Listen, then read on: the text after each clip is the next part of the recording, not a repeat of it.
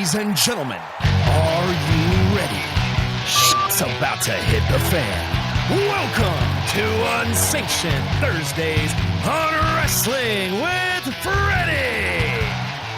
What's up, everybody? Welcome to Unsanctioned Thursdays. We're continuing our countdown, so to speak, countdown. It's not in any particular order. That's the third time I've said that, and I promise I won't again. With me, again, is Mr. Jeff Dye. I'm Freddie Prinze Jr. Let's start the show.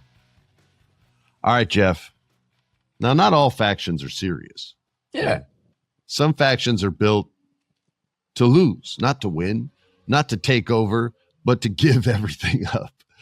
One of these was the Job Squad. And there's definitely been more than one.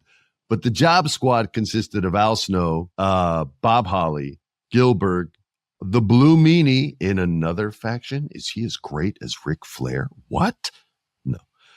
But this was formed in the 90s. And I love the Blue Meanie. I love the title of Job Squad, by the way. Isn't that perfect? By the way, the Job Squad is hysterical. Al Snow is hysterical. He used to get away with tons of shit on TV.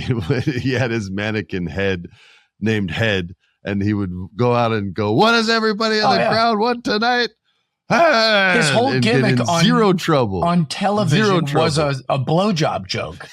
Like that's amazing that they got away with that in the 90s on I don't know if it was network TV, but cable. I mean, that's pretty edgy.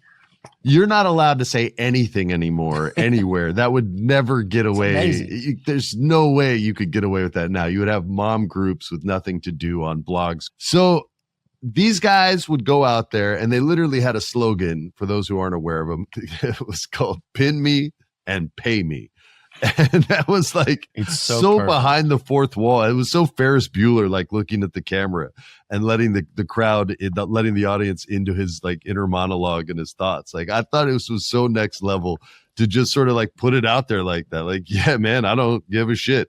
And somehow we still cared about them. Now, I'm not saying they're one of the greatest factions of all time, but they're worthy of note. And I think there should always be room for comedy in wrestling. And I thought they were great at that. Go ahead. The name alone is worthy of praise, because I always tell people when they ask, "Oh, you have a wrestling podcast with Freddie Prinze Jr.?" I say, "Oh yeah, you should listen to it." But if you're not a big wrestling fan, just so you know, we talk about wrestling. So if you want to hear about me and Freddie's lives, you're not going to get a ton of that on our podcast. And also there's a little bit sometimes. Yeah, a little bit sometimes. But like a lot of the terms we might use, like strap or PLE or putting over or jobber or any of these kind of, or mark, any kind of these wrestling words, you kind of like, jobber's the bbest one, dude. That's the best word out of all wrestling terms. For sure.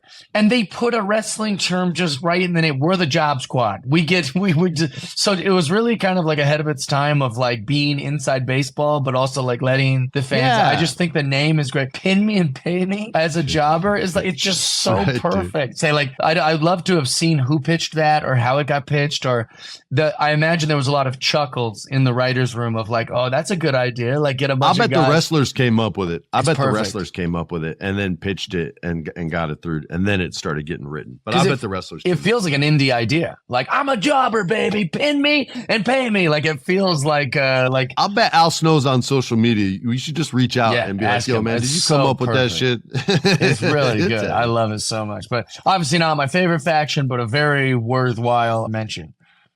There was also the Corporation. And this was another Attitude Era one, which I came in near the end of the Corporation when The Rock was turning on them and was no longer the Corporate Rock. But this was led by Vincent Kennedy McMahon. And it had The Rock, had Big Boss Man, and had Ken Shamrock. They were the authority of the WWE because they had Vince. And it was basically a catalyst for Stone Cold to have beef with people and beat the crap out of everybody during like his highest moment in wrestling. It was probably the highest in wrestling based on the numbers that they were doing back then. But it gave him the ultimate antagonist, right? And this was more of, everyone hates their boss at some point in their life. Well, who gets to actually punch their boss in the face? One man on the whole planet gets to actually punch their boss. Now, you could do it, Jeff. You could punch our bosses in the face, but you'd get fired. I'd get fired. Stone Cold Steve Austin could kick you in the nuts, punch you in the face, pour beer all over your head, do whatever he wants to you. And the next week, that dude is at work and everything's cool and he's getting a paycheck. And it made him the coolest son of a bitch ever. Yeah. ever. It's why he's almost everyone's number one favorite except me. Like, I genuinely believe that to this day. He got to beat the shit out of his boss and go to work the next day and get a check that was the exact same size as the one last week. Absolutely. And it makes him the coolest son of a bitch ever. So the corporation, I would say not a successful faction, because they had to go against the great one. Not the great one, that's The Rock. One of the greatest ones ever, Stone Cold Steve Austin. Did you like the corporation, or were you not watching back then? I thought it was fine. I think that they served a purpose. You might as well have called them the Job Squad. You know what I'm saying? Like it was the same thing. So that was, that's great. It perfectly staying in our jobber theme. Perfectly fit exactly what it needed to do. So good for them and good for Stone Cold.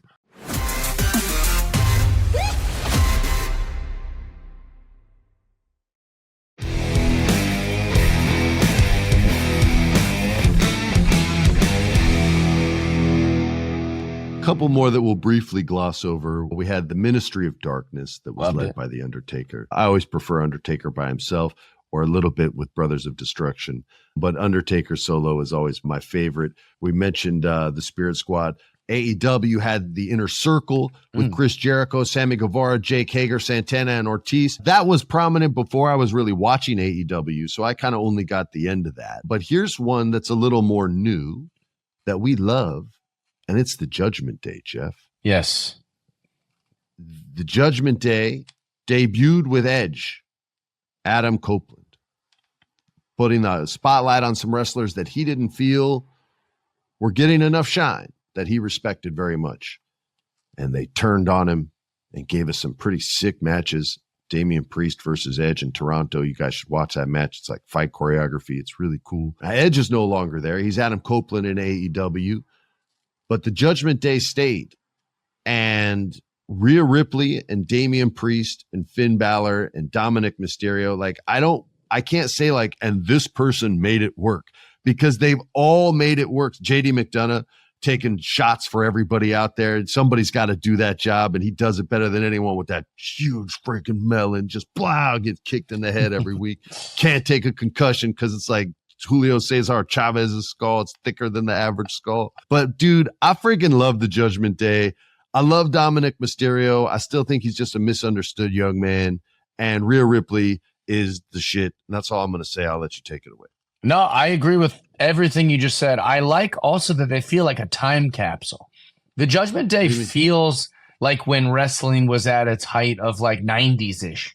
It has this kind of like SLC punk, kind of like the music they listen to, the look of it is very Hot Topic-ish, you know, like kind of like, you know, like that paints a picture. That's great. You know what I mean? Like it has Hot Topic, but it works, like you said, and it isn't any one person. It's kind of like everything they do works, and I like it. It's also making stars. You know, like Finn was probably bigger before he came to Judgment Day, but you can't say that about Damian Priest. Damian Priest is a star now, and he started with that. Rhea Ripley was a star in the making, and now she's easily, in my opinion, the best female wrestler, and that 100%. Came out of Judgment Day. Dom, I was on this exact podcast talking trash about Dom every single week, and now he's one of my favorite wrestlers. And that's I can't get enough of the guy. Me too. He's absolutely brilliant, and all of them are great. And it's not like Finn got worse or anything, but I think that Finn is just, you know, that's where he's at right now, and then he's gonna do it again, hopefully. But I think that the Judgment Day rules, and I like every single decision they've made. 2-time Raw Tag Team Champions, 2-time SmackDown Tag Team Champions, WWE Tag Team Champion, undisputed 1-time. Rhea Ripley, SmackDown Women's Champion, also Royal Rumble winner. Dominic Mysterio, this title kind of sucks, but he was NXT North American Champion 2 times. Counts. And Damian Priest, winner of the 2023 Men's Money in the Bank contract and the World Heavyweight Champion, eventually losing it to Gunther. That's pretty good accomplishments for only being around a couple years, dude. Oh, yeah. Like, that's a legit faction all day long. All right, you guys. Next up, a little more comedy. We'll gloss over 3MB, because that's a forgettable time in wrestling. But that was Heath Slater, Drew McIntyre, and Jinder Mahal. That was 2012, shortly after I had left the company for the second time. I like all those guys. That just was the wrong thing for all of them. Look where Drew McIntyre's at now, and look what they had him friggin' doing before he left the company and had to be like, yo, I got to get the F out of here. They do not see it in me. And then he leaves, comes back. He's the same dude. He's still solid on the mic. He's still super humongous. He still wrestles like a stud. Now he's, one of the top dudes. All right. But another comedy bit that I personally love, I know not everyone does, but it was Santino Marella and Vladimir Kozlov. Now listen, this was a two-man faction. I might throw Beth Phoenix in there for a little bit because she had, the love affair with Santino when she was winning all the matches for him. But these two dudes, I happened to work there then. And Santino had this thing where if he wasn't able to make the other person in the skit laugh, then he didn't think he did a good job. And so all he wanted to do was make you break character. And sometimes we would do a segment like 3-4 times, and he would be completely different every single time because all he wants to do is find a way to make you laugh. And there'd be times where we got it like 3 times. I'm like, dude, it's really good. And if he breaks, I'm not going to send it anyway. He's like, no. If he breaks, you got to send it. You got to send it. And we'd be like, all right, do one more time. And Tony would do it, or Santino would do it one more time.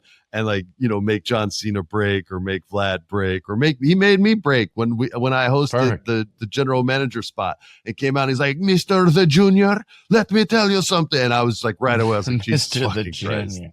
Whatever he called me. It was something like that. But they were super funny, and I just wanted to give them a little love. I know that it's not worthy of most people's list, but it's my honorable mention. I know you have an honorable mention. Yes. Go ahead. And I feel like it's fitting for our podcast.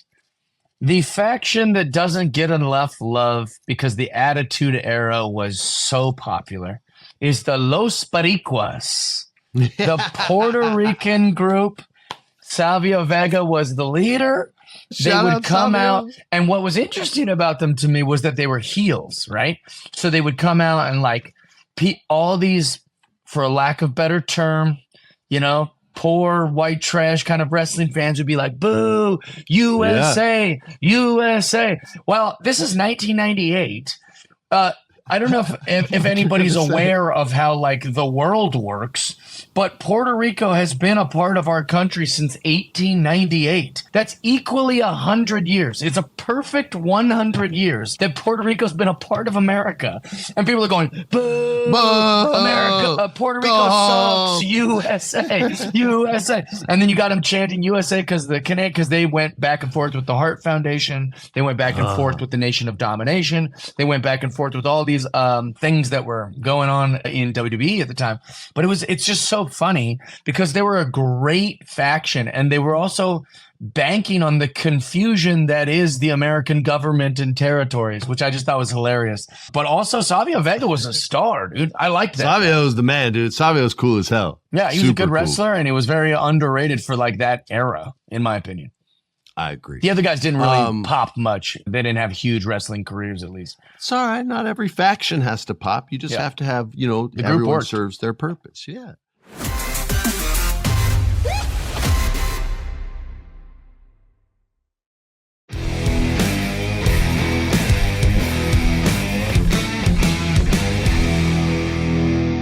All right, we'll gloss over the Mean Street Posse with Shane McMahon. Great music, though.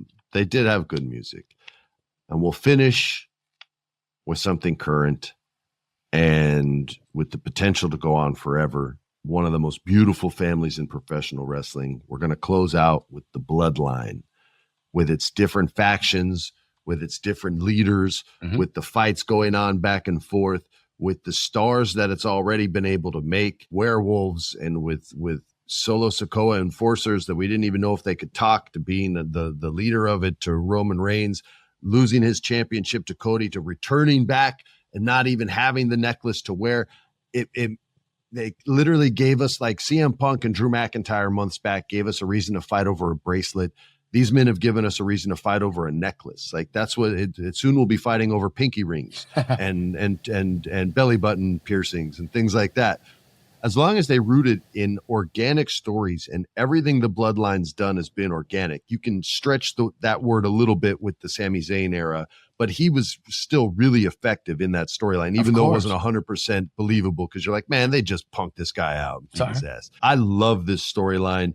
It's hard to put it as like a top 3 for me because there's so many great ones, and I don't want to be like just caught up in the moment. You almost have to look at it when it has like a lull and look back and be like, wow, this was really great. But I think it's still going to make it into my top 3 because I just, from where it could go from here and the amount of like Samoans that are in the wrestling business. Oh yeah. And you never know who's going to pop. Like you never know where you're going to find your next star. I just think it has so much potential that I think it makes my top 3, dude. I think it's a lot of the factions, right? The Mean Street Posse is not still going on. You know, the DX is over. It'd be sick if it was. They was hella old, bro. A lot of sweater vests. The DX is over. NWO is over. Yeah. So it's easy for us to look back on these things that were either 20 years ago, maybe longer, or maybe they only lasted a year or 5 years. The Bloodline is something that is so good that this could live on for so long. And in the short time that we've already had the Bloodline, which is why it might make my top 3, is because it's given us a great. Paul Heyman has reinvented himself by being part of this Bloodline. Same as we felt sorry for Paul Heyman. Yeah. We felt sorry for him. That's how good it is. That's how good the story is. We got The Rock back, and now The Rock makes sense coming back to wrestling because it is his bloodline. And so there's so many good ways that we've gone with this. We get to see young guys, and we don't feel like it's weird that they're just being put right at the top of the wrestling hierarchy because they are in the bloodline. Felt weird. It's never felt weird. It's in their blood. We go, they're in the bloodline. That's how this works. So it's the gift that keeps giving, and it's branching off like a nice tree. It also kind of ties back these older guys who, are getting really up there in age, but get to honor them, and we get to honor the family, and we get to see this stuff, but it also creates great storylines, great inner turmoil with the family. Also, who's the family feuding with? I think it's the gift that keeps giving. And I think that it has the legs to maybe be the greatest faction of all time. I love that, dude. I love that. It's so funny. Like wrestling has tried to do like Italian mob type factions, and it's never worked once. I wonder why. I think it works so well with the Samoan family acting mobbish based on everything you just said.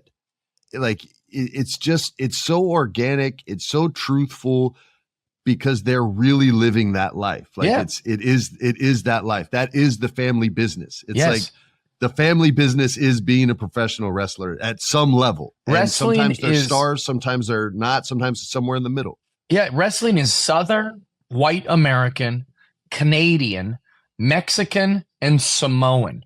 And Japanese. And Japanese, sorry. So, but we kind of honor the luchador tradition. We honor the Hart family and all the Canadian part of it. Fuck yeah. We honor the obviously the American part because we watch most of our wrestling in America, and we make all these guys move to America to do this job. And we honor all of the things that I just mentioned. Japan, it gets all the respect even to this day of that's real technical wrestling.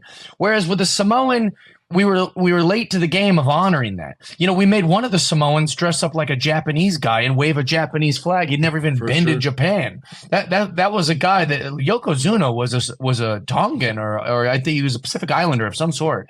Yeah, you're right. I just don't know which one. So it feels perfectly natural, and it feels like it's about time, and it also feels like unforced, like you were saying. It just feels like this is perfect. We're honoring this family. We're honoring. That's dead on, dude. It's on. Because before that, all you'd ever hear commentary wise about Samoans was, "Oh, I wouldn't have hit him in the head. They've got extremely hard heads," and that was the end of the legacy. And now it's like the most honored legacy in wrestling, which is crazy. And it feels good. They finally have that. Yeah, it does feel good. All right, you guys. Thanks for listening to Thursday's episode, the episode that you guys asked for. But on behalf of Jeff Dye, I'm Freddie Prinze Jr. Thanks for listening. Peace. This has been a production of iHeart's My Cultura podcast network. For more podcasts from iHeartRadio, visit the iHeartRadio app, Apple Podcasts, or wherever you listen to your favorite shows.